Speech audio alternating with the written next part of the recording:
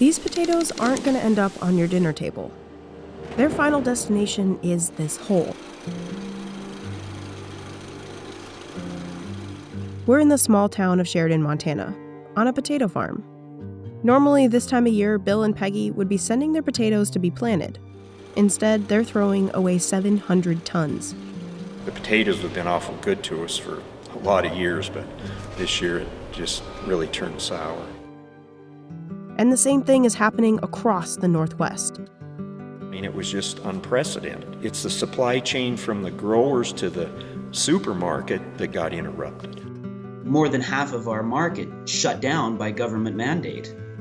Now, farmers across Idaho and Montana are stuck with mountains of potatoes. So why did this all happen? We visited Bouillon Ranch, where Peggy and Bill have been growing potato seed for 59 years. Normally, potato production across the Northwest looks like this. It starts with a seed grower like Bouillon, where farmers grow a variety of seed strains. Virtually all the potatoes grown started out from a certified seed, and that's a fairly rigorous process that avoids disease, imperfections.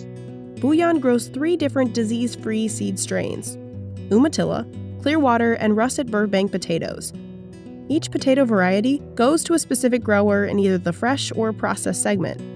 In the fresh segment, you're actually seeing the potato in its true form. That's foods like a raw potato at a grocery store or au gratin potatoes at your favorite restaurant. The other side of that is, we call it our process segment. You don't actually see the potato, you see the byproduct or the end result of that. That's the bag of potato chips, the French fries at McDonald's, or the pre-cut fries in the frozen section. If you're a fresh product grower, you'll plant a different variety or a different genetic line of potatoes. If you're a process grower, you'll grow a different product line. Just some fry better, they have a better color to them, others grow better. Now back to the farm. Potato growers get the seed from Bouillon and start planting in March. Then they harvest in early fall. Once the potatoes are out of the ground, they go into storage or are sent to a factory, where they're cleaned and turned into either fresh or processed potatoes. When COVID hit, we had a huge run on retail, which lasted for about a week to 2 weeks. But then when we shut off all the restaurants, that's when everything came out of kilter. Potatoes for food service, like restaurants, hotels, and catering, make up an estimated 55% of all potato crops. Think of everything from white table restaurants clear down to your fast quick service. So when food service establishments shut down because of COVID-19, it was a chain effect. Processors cut down orders with growers. Out of options, the growers cut their orders with seed farmers. And more than half of the industry's potatoes were stranded on seed farms. In Peggy's case, her customers in Washington were cut back more than 50%. And she and Bill were stuck with tons of seed they'd normally sell. You can't take some of these facilities that are built directly for food service and then tomorrow flip a switch and make them able to sell into retail. You're asking a square peg in a round hole, I guess, is the best analogy I can come up with. The surplus potatoes also couldn't just be sent to grocery stores. Grocery stores or retails would have been bursting at the seams with potatoes if we redirected all that. We had high hopes and maybe something would turn up, that in a month or so we might be able to send them somewhere for some kind of processing. But this year's, there's just no market for them. We're just taking them out, taking them into a burial pit. Peggy and Bill have been forced to bury 1.4 million pounds of potatoes in total. It's costing us money just to bury these. I mean, between our time and labor and renting a large excavator to dig the hole and cover them, it's not free just to throw them away to us. It's an expense just to get rid of them. When you dump that many potatoes, the financial hit. Yeah. I mean, that was what's so heart-sickening is the financial burden. It takes a tremendous amount of capital to grow a crop of potatoes. Bankruptcies are starting to creep up.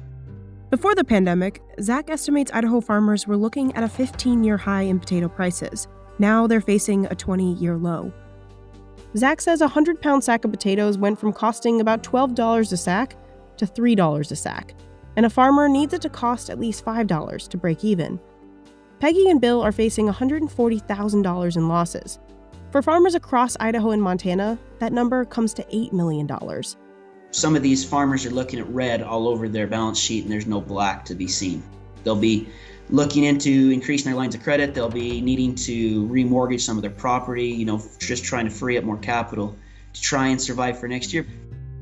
When you put all your work and effort into growing them and the expense and the pride of what you grow, and then to just completely just throw it away and waste it. To save some of the potatoes from going to waste, Bouillon Ranch got creative.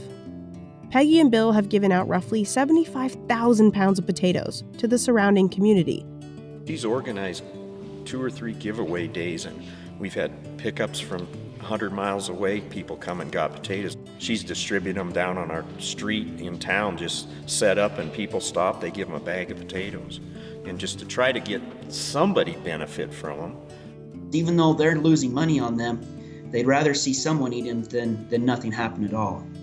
Farmers are also mashing up potatoes into a compost-like mixture to feed cattle next year.